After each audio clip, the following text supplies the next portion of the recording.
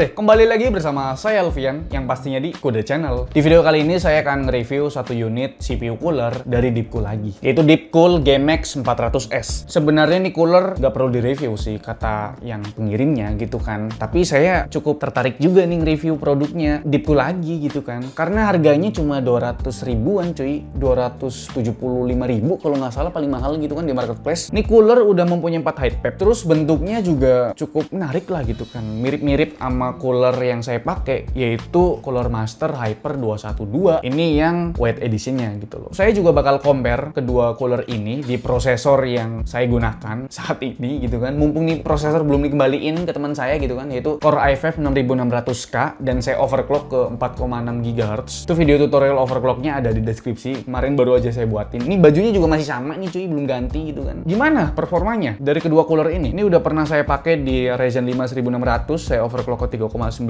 GHz. Dan ya udah, karena memang ini cooler udah kepasang juga tuh di belakang, langsung aja kita lihat performa dari cooler seharga 200 ribuan dari Deepcool GMX 400S ini. Simak video reviewnya baik-baik.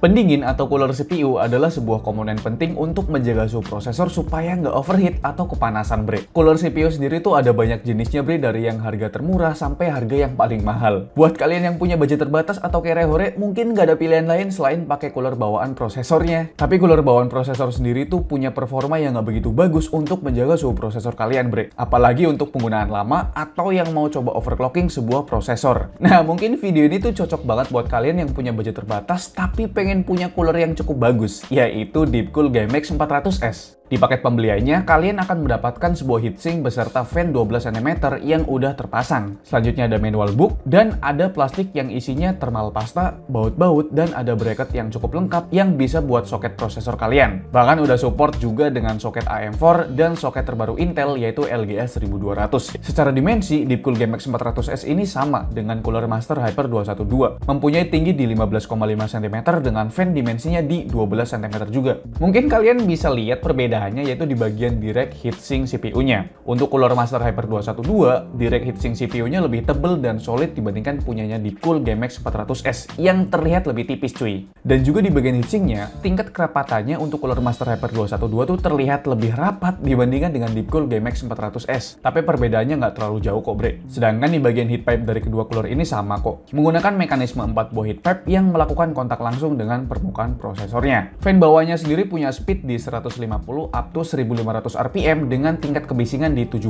sampai 30 desibel. Dilihat dari desainnya sih Deepcool terlihat biasa aja ya, nggak ada yang terlalu spesial gitu loh. Fan 12 cm-nya juga terlihat standar dengan warna hitamnya tanpa ada embel-embel LED apapun.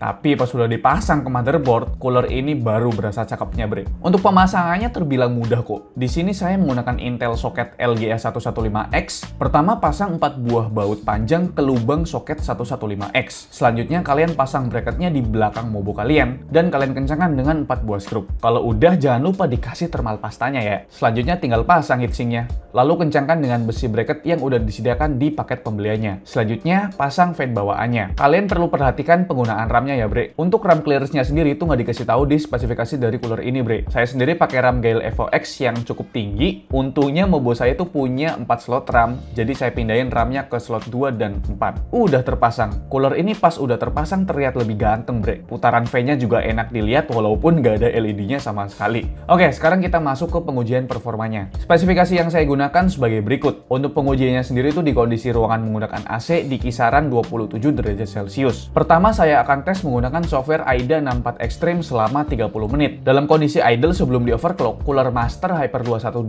mempunyai suhu lebih tinggi 3 derajat dibandingkan dengan Deepcool GMX 400S. Tapi setelah di overclock ke 4,6 GHz 1,35 volt, kedua cooler ini punya suhu idle yang sama di 36 derajat Celcius. Sekarang masuk ke suhu maksimalnya. Sebelum di overclock, kedua cooler ini tuh punya suhu yang sama di 47 derajat Celcius. Sedangkan setelah di overclock ke 4,6 GHz 1,35 volt, Deepcool Deepcool GameX 400S ini punya suhu yang lebih tinggi 1 derajat dibandingkan dengan Cooler Master Hyper 212, yaitu di 81 derajat Celcius. Dan saya tuh udah coba juga bre untuk overclock prosesor Core i5 6600K ini ke 4,7 GHz 1,4 volt. Hasilnya tuh selalu throttling di AIDA 64 Extreme. Dan saya juga udah tes main game Apex Legends dan Far Cry 5 tuh selalu keluar sendiri atau force close gitu. Jadi memang cooler ini tuh cuma bisa bertahan di 4,6 GHz 1,35 volt aja bre. Dan itu udah cukup bagus kok menurut saya. Selanjutnya di game GTA 5. Pada saat di overclock maupun nggak di overclock, kedua cooler ini tuh punya suhu yang sama di games GTA 5 yang punya penggunaan CPU intensif.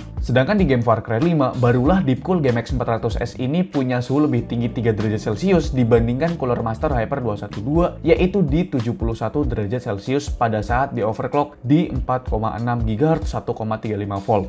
Jadi kesimpulannya, menurut saya Deepcool GameX 400S ini masih bisa diandalkan di harganya yang cuma 200 ribuan aja cuy. Masih bisa diajak overclock dan masih bisa menghandle suhunya Core i5 6600K di 4,6 GHz 1,35 volt. Oke bre, itu dia review dari saya tentang CPU cooler atau air cooler dari Deepcool ini. Itu Deepcool GameX 400S. Jadi menurut kalian gimana? Di rank harganya 200 sampai 280 ribuan ini, apakah nih air cooler atau CPU cooler dari Deepcool cocok atau rekomen banget buat kalian untuk dibeli gitu kan? Oke, jadi itu dia review dari saya tentang CPU cooler dari Deepcool ini, itu Deepcool GameX 400S. Like video ini kalau kalian suka, dislike kalau nggak suka, tapi jangan di dislike, dan jangan lupa untuk tekan tombol subscribe yang warna merah kalau misalkan kalian belum subscribe channel ini. Selvian Selogos di channel ini mengucapkan terima kasih, sampai jumpa di lain video. Bye bye.